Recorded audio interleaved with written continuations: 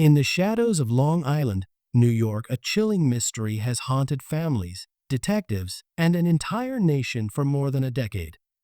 Known as the Long Island serial killer, or LISK, this case has become one of the most infamous unsolved serial murder investigations in modern American history.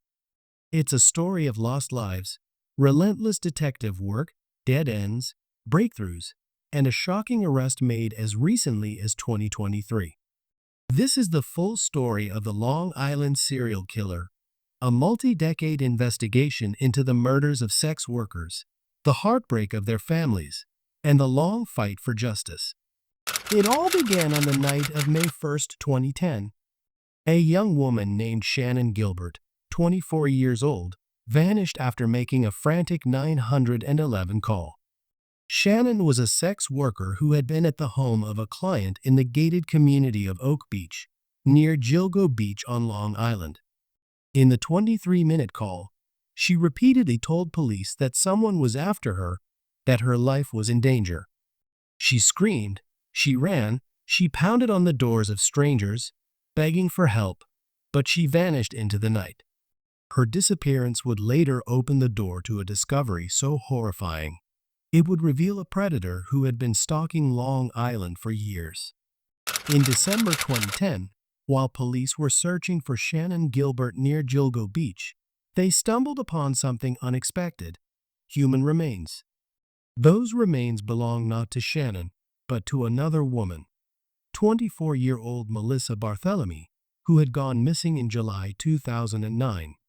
Within days, 3 more sets of remains were found, all buried in the same marshy stretch of beach along Ocean Parkway. They would become known as the Gilgo Beach Four.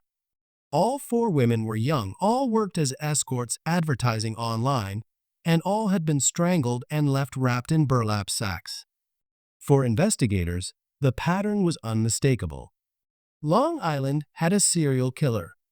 What began with 4 quickly grew into something even darker. As police expanded their search along Ocean Parkway in early 2011, they found more remains: partial skeletons, torsos, skulls. By spring of 2011, at least 10 sets of human remains had been recovered. Some belonged to victims missing for more than a decade. Among them, Jessica Taylor, a 20-year-old escort whose torso was found in Manorville in 2003, with her skull and hands later discovered near Gilgo. Valerie Mack, formerly known only as Jane Doe No. 6, a young mother missing since 2000, whose torso was found in Manorville in 2000 and additional remains near Gilgo. An unidentified toddler, about 2 years old, whose remains were near Gilgo Beach. DNA later revealed she was the daughter of another unidentified victim, known as Peaches, whose torso had been found in 1997 in Hempstead Lake State Park.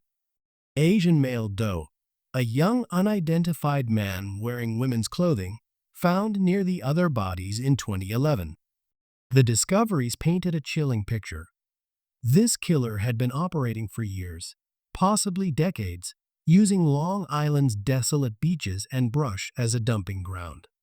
Behind every name was a family shattered.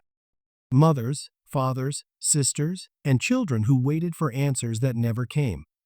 Melissa Barthelemy's family recalled strange, taunting phone calls after her disappearance, calls traced to Manhattan. A man's voice, cold and mocking, called her younger sister several times, describing in detail how Melissa had died. Megan Waterman's mother described her daughter as a free spirit, a young mother trying to provide for her child. Amber Costello's sister spoke of the devastation of losing her sibling to drugs and a dangerous lifestyle, only to learn she'd been brutally murdered. For years, these families pleaded with police and the public not to forget their loved ones.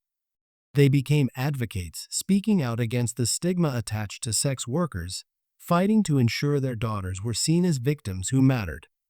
The Long Island serial killer case became a magnet for speculation. Was the killer a lone predator? Or multiple killers? Some investigators believed the Gilgo Four were the work of one offender, while the other bodies, including those dismembered and scattered, might be the work of someone else entirely. Theories swirled. A police officer or former cop, given the careful dumping and knowledge of law enforcement tactics. A wealthy client living in Oak Beach. Links to Manorville, where several torsos had been found years earlier. But despite thousands of leads, the case stalled. Years passed. The beach grew quiet again.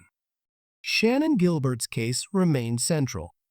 While police initially claimed her death was accidental, that she drowned in the marsh while running in a panic, her family never accepted that. Her body was found in December 2011, a year and a half after her disappearance, just a half-mile from where she was last seen.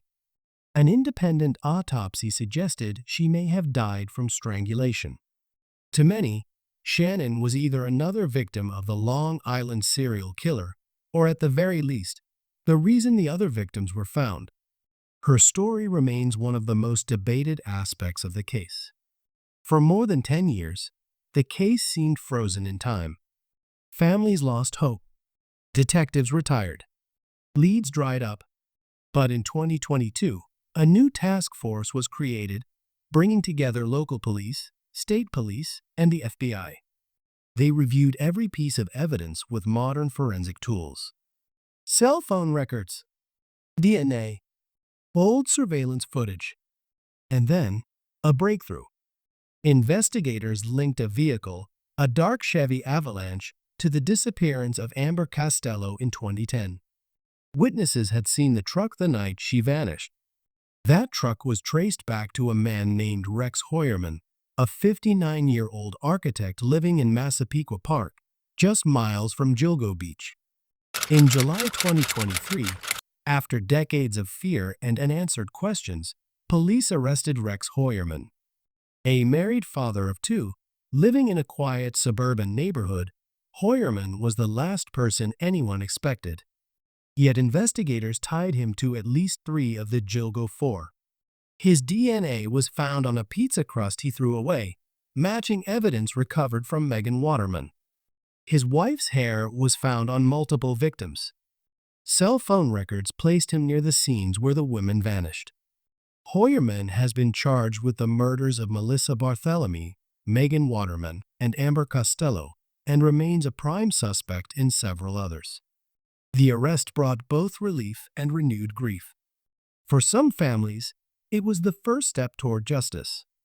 For others, especially those whose loved ones' murders remain unsolved, it was a painful reminder of the years of silence. The Long Island serial killer investigation is far from over. Prosecutors continue to build their case.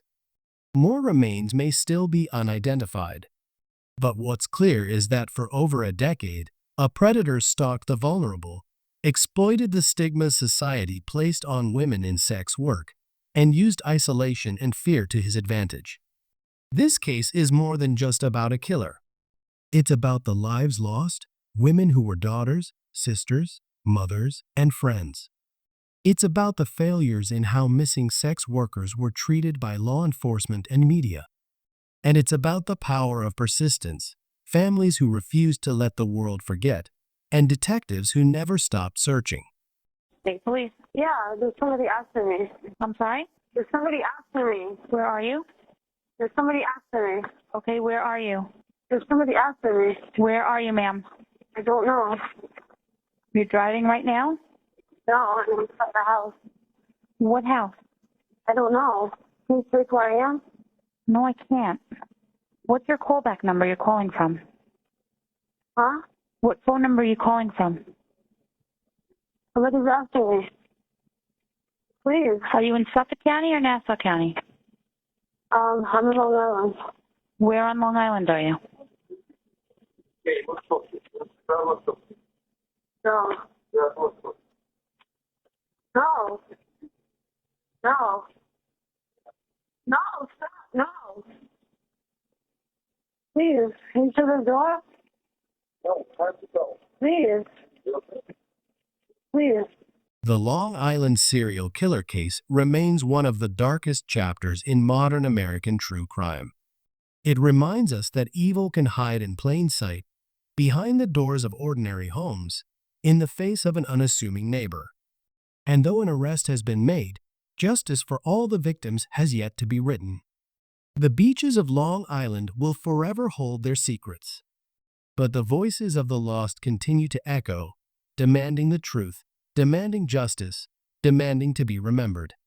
This is the story of the Long Island serial killer, a story of horror, resilience, and the unending search for answers. Thank you for watching this in-depth documentary on the Long Island serial killer case.